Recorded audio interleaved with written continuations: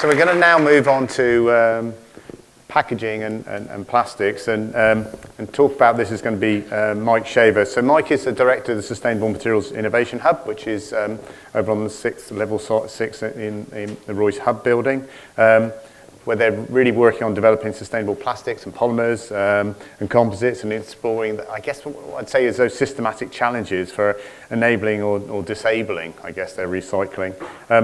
He's led many initiatives in Manchester, and more recently he's actually been made the Director of Sustainable Futures, which is a much broader remit actually, and it's really very much a pan-university initiative, which is about growing interdisciplinary research. And I think you'll hear more about this, about how it really is a focus on collaboration, interdisciplinary activity. So over to you, Mike, thanks. You're running into coffee, so... Shut up.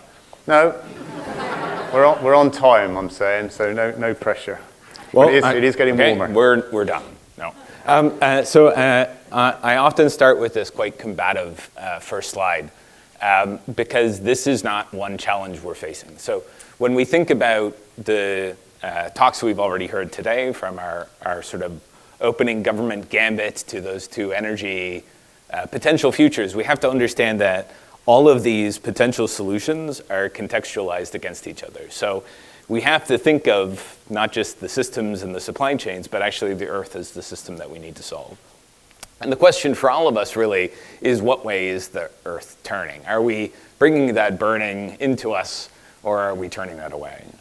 And that means that we're not just looking at net zero and carbon and energy, but actually lots of different challenges, from global conflict to disagreements about anything, to fake news about everything, to my area of specialty, which is garbage. So this talk is about garbage. As Dave alluded to, I have too many hats that I wear, and so I'll try and talk about how all those different hats fit together by talking about sustainability, plastics and systems, and then a few stories about some of the things that we've done. And so, of course, the reason that we're in this mess is you guys. You make choices about the materials you use, the things that you do, and we're then screwed because of those choices. So if you wanted to, going into a coffee break, make a sustainable choice for how you're going to ingest your coffee, how many people here would choose the styrofoam cup? Okay. How many people would choose the ceramic mug? Right? Interestingly, some of you in the audience didn't raise your hand in either of those instances, so I'm presuming those are the ones who are robots, and we need to watch out for them later. But a few people who have seen me given this talk before raised their hand for the styrofoam cup, right? And everybody else was like, oh, ceramic mug. Well, why is that? Well, that's because when we think about the conflation of materials and energy, we can realize that we can make, transport, use, and dispose of 500 of those styrofoam cups for the energetic cost of one ceramic mug. Now, some of you would say, okay, well, wait, I'm going to reuse the ceramic mug, right? I'm not going to reuse the styrofoam cup. And I would ask you whether or not you wanted to reuse it in the professorial way, which is to leave the festering coffee cup unwashed in your office forever, right? Or if you're going to wash it, because to make detergent, to heat your water up, and to remove the detergent out of the water afterwards is the energetic cost of 2 styrofoam cups. So this idea of understanding energy and its relation to materials, from the really advanced materials, I sometimes feel like an imposter, like when I talk at Royce things, because boy, oh boy, we do not do advanced materials. We do stupid materials in our lab, right? But this is exceptionally important when we think about why these materials exist and what we're doing with them. Because it's easy to go, oh my gosh, well, like we should remove plastics from grocery stores. But I have to understand that this plastic is able to dramatically increase the shelf life of material. It's dramatically decrease the energy footprint of food waste. It improves food safety standards, which means people don't get sick and then don't get dying. We need to ensure that whatever material transition we go through in a grocery store considers those complexities and those consequences. But there's lots of things that we do within those systems that actually don't make sense and do hurt us. So you might note that the steak that's in the top left looks sexier, right? Sexy meat. By the way, for the vegetarians in the audience, you can do this with an aubergine. Works just as well. But a marketing moron at some point in time recognized that when you put a piece of meat on a black background, you actually could sell it for a higher price because it looks better, right? And so this is a real challenge because it impacts the fate of that material. So it becomes less recyclable, it becomes difficult to sort in a waste management facility. It's a real challenge. And so in any one of those systems, what we need to do is to understand what are the things that we need to keep doing and what are the things that we need to stop. And of course, the reality is that these advanced materials and stupid materials are interacting with the public in lots of different ways. And so that public doesn't understand that this actually is a really complex system. So this is a plastic package to the general public, and they don't recognize that this is a plastic tray, and the laminated film over top of that is likely 5 micron thin layers of polymers. We have adhesives and heat seals. We've got a paper label that is definitely not just paper. And underneath that might be that adsorbent mesh, right, that soaks up the meat juice and prevents it from leaking all over the rest of your groceries. And so when we think about the fate of those materials, we might say, okay, this is great. We would like you to rinse out your packaging and put it into the recycling bin. And if you want someone to do that on a tray, great. Compliance is really strong.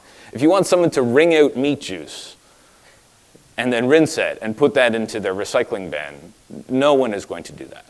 And so when we design those systems in terms of how those are going to interact with the real world, we have to understand that the system has to be driven by practice.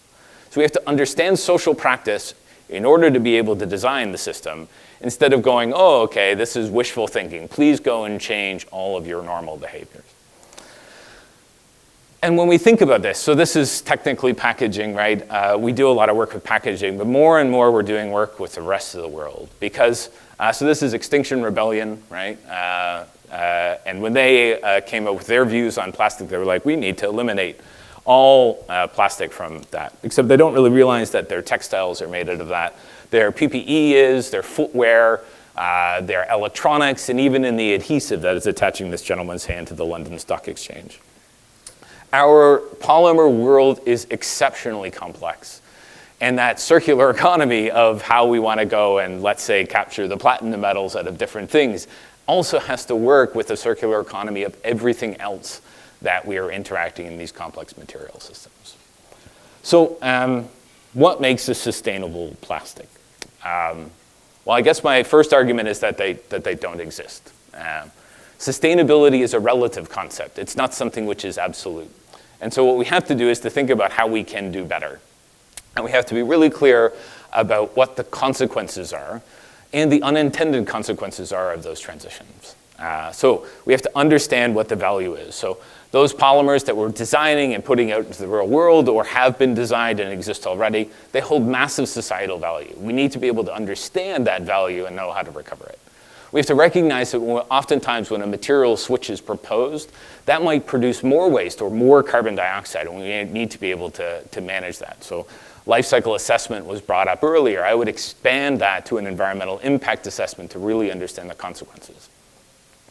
We have to recognize that these are really diverse and that each piece is not necessarily the same. There's no panacea or silver bullet. All of those different things have to be optimized in a whole system. And so we don't need a single fate. We need to be able to reuse materials when that makes sense. We need to be able to recycle mechanically, degrade things when we can and when that makes sense from a carbon and energy and environment standpoint, and then pyrolyze things if we need to and we can't recover value. And so that requires a systems approach to how we're going to build that together. The challenge is, though, if we think back to the government message, right, when we can't even agree on a waste management strategy going from Liverpool to Manchester, this creates a lot of challenges. And because that is impacting with the real world, that leads to a lot of complexity. And that complexity leads to contamination because people, even when they are really, really well-meaning, might make mistakes. And that contamination has a consequence on the efficiency of our circular economy. And so the demonization of plastics, and we do a lot of work with the public to push back against this, we really are not looking for a plastics-free world. What we're doing is we're imagining a future where every single bit of material is retained in its highest value condition. And so this is a sustainable system, not a sustainable plastic. And so the challenge then is like, how do we go and enable that? And the first thing that I would ask you guys to all do today is to think about a transition from present to past tense terminology. Because it does not matter if something is recyclable or reusable or compostable if it is not recycled, reused, or composted. So how do we assure the fate of all these things? I'm going to tell you 3 stories that came out of our Sustainable Materials Innovation Hub that kind of capture the weirdness of our group and how interdisciplinary it is and how we can influence all these things. So the first one is called One Bin to Rule Them All. It was a project which was really built on trying to understand the decisions that are made in a material recycling facility. This is dependent upon understanding social practice, about understanding volumes of materials as those come through and their composition, and understanding the environmental and economic opportunities that can be unlocked if we sort things better. And what's really clear is that if you put crap into your bin, you're going to get crap out, right? That's clear. Sorry about the color. I have no idea what happened to it, but you can see it anyway. But really what this is it's about an integration of different fates. So if you imagine stuff goes into your bin, can we use advanced sorting? Can we use different type of tagging technologies in order to make different decisions? And when we start to make that decision and we realize the power of having open data approaches to that, and you really start building up supply chains of programs and people to be able to transition that through, you realize a few things. The first is that these supply chains often have never talked to each other, and you're somehow being a dork academic introducing them to the first time to do this, but also that there are real preciousness challenges here in terms of data and what actually is shared. So this led to our first sort of major policy work, and so this was in collaboration with Helen Holmes, who's a social scientist, that really looks at all of those material challenges, right? And so involved interviewing people, putting bins in people's houses, somehow getting a group of volunteers to go to the tip and sort through garbage on a weekend, but hey, that's my team. And that actually has led to then what's called an interactive materials hierarchy. And it actually goes through all of the different fates within the United Kingdom. And that's now actually been picked up by the Sciences Coalition for an Effective Plastics Treaty, which is now informing the UN Plastics Treaty negotiations. So it's a really big impact project for us. When we look at the technical challenges behind that, right, and we're looking at something like mechanical recycling, well, the first thing we see is that by life cycle assessment and environmental impact assessment, the lowest carbon footprint fate for these materials in terms of recycling is mechanical recycling. So we need to do more of that. There's lots of different technologies which might be complementary, but we really need to understand that we need to capture value from this thing first. And the challenge of this is that when we look at post-consumer recyclate, or PCR, instead of post-industrial recyclate, like taking your offcuts and putting them back into your system, the variability of this feedstock is really significant. And so with Tom McDonald, who used to be at the University of Liverpool, but now has joined us here in Manchester, we're really looking at trying to both qualify and quantify the nature of these materials as they're coming through systems. And really the goal is to sort of have some easy analytical tools that you can use to be able to say, oh, like, can I safely incorporate this recycled plastic into my widget?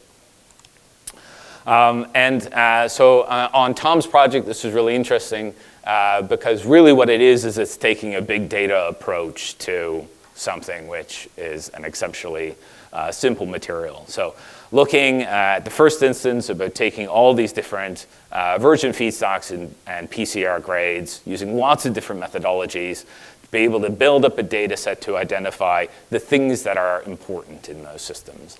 And what's really interesting is that it's not necessarily what you would presume is the stuff that would be important. Some of them are obvious, but other ones are really unique measures which we can then use with industrial partners to sort of develop the next step. So mechanical recycling, understanding how that interacts with the waste management system, really important program. The second one was actually a case study that Dave, unbeknownst to me, had actually put up in his opening slides. And this was a project that came out of some research that we started here, but then was supported by Royce. It has to do with this idea of including recycled content into those systems, because this has now suddenly switched to something which is marketable, right? And so people will buy things because they say that they have recycled content in them. The challenge is when you're trying to convince a customer to buy something and you don't actually want to include recycled content in this. This has its roots in the UK plastics packaging tax. So this came out last year, and it mandates 30% recycled content. And there's new legislation coming in the EU and in the US. So how do we actually determine recycled content, right? Well, right now, we do the mass balance approach, which is I bought this amount of virgin material, and I bought this amount of PCR, and I can do long division, right? The challenge with that is when we have a story that a company bought a very, very low-grade PCR material, so really cheap, and they burned it for energy to run their plant. And there was no recycled content in the product, but by a mass balance approach, that was so supposedly fine. That's not a good environmental outcome, by the way. We don't need to do an LCA and an EIA for that. That's just atrocious. So we developed a technology which can quantify this recycled content by using a molecular marker. And this is a marker which has already been used extensively in the plastics industry. Right? This is already an additive. We've done a lot of work to sort of show that this is safe, and we can put this through multiple recycling cycles, which is sort of our bread and butter. But basically what it allows us to do is take a master batch approach but have a quantitative tool. So what does this look like? So this is fluorescent spectroscopy. The experiment that we're doing is really, really fast and very cheap because we are dealing with very low quality, high quality, low price products to be able to do this really, really quickly in complicated supply chains. And so we take a measurement, we process that measurement in a bit of a unique way, and then we get a calibration curve. And what that allows us to do is to generate different calibration curves for different plastics, extend this from packaging into recycled fishing nets that are going into clothing and automotive parts. But then what becomes really apparent is that this is a lot more complicated than we would think. Because when we make a really complicated product like that bottle there, we realize that the incorporation of recycled content is not necessarily symmetric due to the processing that we're actually doing. So this is a major area of exploration for us now, and something that we're continuing to grow with industrial partners in terms of trying to understand this process variability on the safety and consequence of using recycled content in these systems. So because Dave hasn't raised a finger yet, I will talk about my third story. Because in many instances, recycling doesn't work. So ideally, we're going to be able to have systems where mechanical recycling works really, really well, right? But when we think about some of those energy challenges that we face, and we're like, oh, okay, let's take a lithium-ion battery in a car, right? I can't recycle that plastic that's part of that battery because that's a really complicated material. And many of the polymers that exist and still need to be circularized really are so complicated that we need to have a different separation technology, right? And that mechanical recycling is not going to be enough. And so chemical recycling is a really good tool to be able to exploit the selectivity of catalytic reactions in those systems. And so I'll give you an example of this. This is a collaboration that we did with MasterCard. And so MasterCard, even though they don't manufacture or sell credit cards, they put their brand name on it. And so they got a lot of pressure in terms of the sustainability of those cards. And you're like, oh, it's just a credit card. But there's actually 6 billion credit cards that are sold each year. Because it's not just your bank cards, it's also your hotel key cards, your gym membership. All of those cards are quite complicated materials. So we've got those different plastic layers as well as a metal chipset, oftentimes lots of additives, and a barium magnetic strip along the back. So it's even looks quite simple, a very complicated material science challenge. Currently, most of the cards are made out of PVC, right? But when we came into this project, the CEO of MasterCard had just got up and said, oh, look, it's the world's first biodegradable credit card, which when it biodegrades, releases the metals and the barium magnetic strip into the environment. So not necessarily their best day. But what we did with them was to design a new card. And we said if you go and switch this to plastic called PETG, you're actually going to go from something which has unrealized fates to something which is a sort of circular card economy. So with one of their suppliers, they made us a bunch of these PETG cards. We could separate those out into the different layers, as you can see there. But really what we're doing in this first test case was to just chop this up, put it into a system, and do a depolymerization of that. So we're taking this back to monomers. And what that allows us to do is to then separate out all of the different metals and additives from that system. We are fortunate to have Royce's support in terms of having scale-up facilities. And so we scaled that up into our 10-liter reactor and did 300 credit cards. We did this when Grant Shapps was visiting, and so he was all really impressed that recycling does work. So to do this at scale is really interesting because we had no idea what we were doing, but it was really low cost. It's very quick and efficient, and it's very easy to operate. It doesn't, I mean, Grant Shapps could do it. And I'm just realizing I'm being recorded, so I'm going to get my visa. I can be deported, I guess, so this is a problem. Yeah. But what's really important out of this is that we don't just want to say, okay, look, we can do this. What's the rest of this process? So we can actually do a really simple water-based separation of all of those different components, get our resin back, and so we can get that back really, really clean, and then use that to make new credit card feedstock. But more importantly, we retain the economic value of all of those other different components into the chipset. So we, in our team, do full life cycle assessment and environmental impact numbers, and have even now been doing techno-economic assessments to be able to show that this is not just socially and environmentally sustainable, but economically sustainable as well. Thank you very much for the opportunity to chat to you today. We have a session later that features people from across the plastics supply chain. So if you're interested in what sustainability in plastics means, please join us then. But otherwise, thanks. Has anyone got a quick question? Or is anyone desperate for coffee?